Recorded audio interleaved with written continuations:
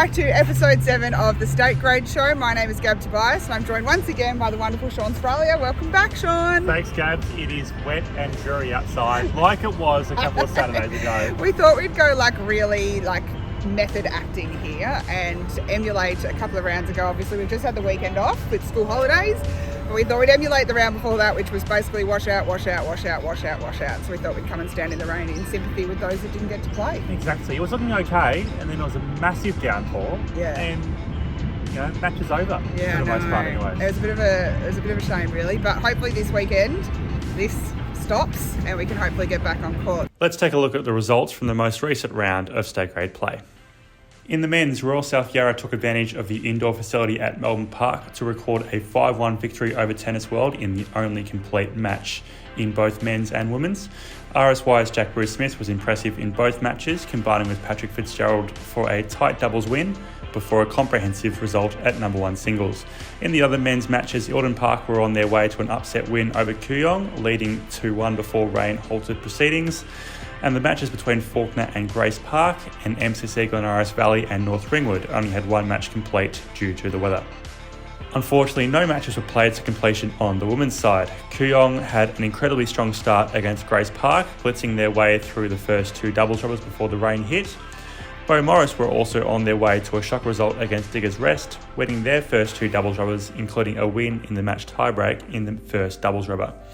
Royal South Yarra and Harkaway split their first 2 doubles rubbers and shared the points equally in their match. Sean, there wasn't a great deal of movement in the ladder, obviously, with all the washouts, but let's have a look and see how everyone is standing at the moment.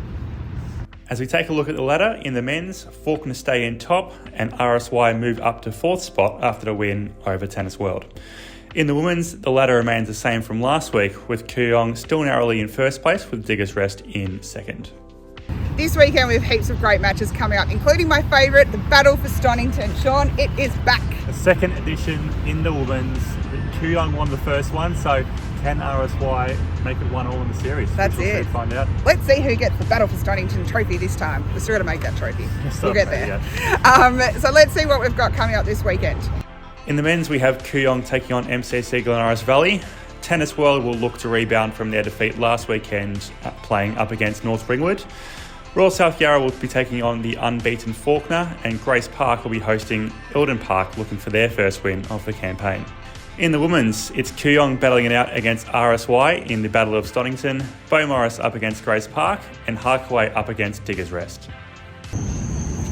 So that brings us to the end of another great episode of the State Grade Show. Sean, as always, encourage everyone to get down to the courts this weekend. Please come along, watch the plays in action. It is seriously top-notch tennis. There is some other top-notch tennis going on the other side of the globe, Sean. Wimbledon is obviously underway. Best of luck to our Victorians who have been playing, particularly Dasha, our friend Dasha. We hope that she's enjoying her time on the court. It's so great to see her back there. What we're going to do now is check in with the state grade players and find out what their favourite tournament is, and we'll see if any of them mention Wimbledon themselves. Otherwise, we'll see you next week.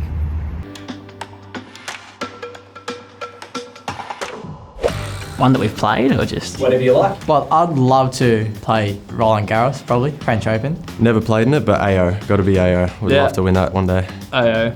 I'm gonna go Oz Open. Yeah, same. AO. AO. Yeah, same. Yep. We're all green. Yeah, you got an obvious choice. I have to say Australian Open, don't I? Yeah. But I was also going to say Davis Cup, but I'll go with Australian Open. It's by far the best tournament in the world. Just the traditional Wimbledon. Wimbledon. I think everyone sort of dreams of playing Wimbledon. I don't. Oh. Yeah, I'd hate to play tennis. That's all. Mine is actually the Labor Day Warrnambool Open. If anyone can get there, there's a massive mosh pit at the courts. It's a real good vibe on the grass courts. Fun Aussie tournament. We have an annual Fawkner end of year doubles tournament. It's actually a lot of fun. Boroondara on the synthetic wet courts. Warrnambool on the grass. It's hard to beat the country tournaments. I'll go Cobram. I've been up there the last 12, 13 years. No, regional tennis tournaments, I think. Like Victorian tennis tournaments is fun. Mornington Gold Tournament 2022. Is this like one we play or one that the pros play? I don't mind, but 2022 is extremely specific. Pretty good tournament. Ballina Open, Jan 2023. I'll go the Franks and Summer Sizzler Classic of 2016. Sean, if you're going to State Grade this week, you should bring your dog. This is Marshall. Marshall's going to come along to State Grade this week. It's also Positivity Day at work today, so this is the special guest of our show. I love it. If any paddock clubs don't hear from me, it's because I'm playing with Marshall. So, yeah, apologies in advance. Get down to the courts this week and have fun, and we'll see you on tennis court soon.